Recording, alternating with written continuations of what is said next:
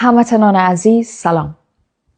قسمی که همه شما در جریان هستین، امروز زنان و دختران افغانستان از ابتدایی ترین حقوق انسانی خود، از آموزش، از کار، آزادی، کرامت و حق انتخاب محروم شدند. در 5 سال آخر در کنار کارها و تلاش‌های دیگری که ما انجام دادیم، یکی از پلان‌های بزرگ ما ای بود که یک گردهمایی بزرگ و مردمی را در مقابل خود دفتر مرکزی ملل متحد برا بندازیم تا جهان مشکلات زنان و دختران افغانستان را جدی‌تر بگیرند. ما نباید اجازه بدیم که جهان زنان و دختران افغانستان را فراموش کنند.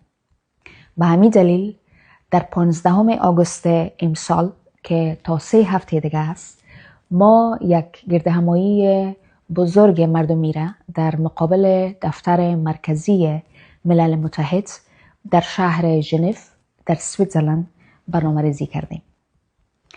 آرزوی ما این است که بزرگترین جمعیت هموطنانمان را از خود سوئیس، از کشورهای همسایه و حتی از سراسر جهان با خود داشته باشیم. با ثبت این ویدیو میخواستم که از هر یکی شما که این ویدیوی من همین لحظه میبینین، چی هنرمند، چی مردم عام، هر کسی که هستین، چی سیاستمدار، امروز ما سر شما صدا میزنم که من حیث یک هموطن و یک انسان برای حمایت و ایستادگی برای زنان و دختران کشور ما که امروز سخت نیاز به کمک دارن، در این گردهمایی اشتراک کنین، حضور پیدا کنین و برای دفاع از حق و حقوق زنان و دختران وطنتان صدایتان بلند کنین.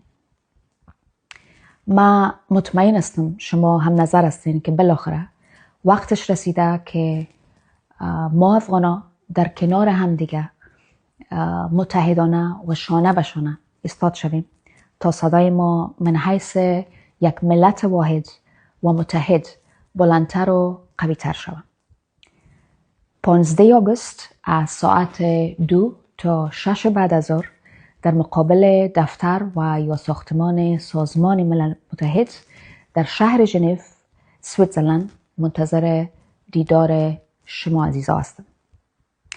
بیاین که با هم صدای زنان و دختران افغانستان باشیم. زنده باد افغانستان.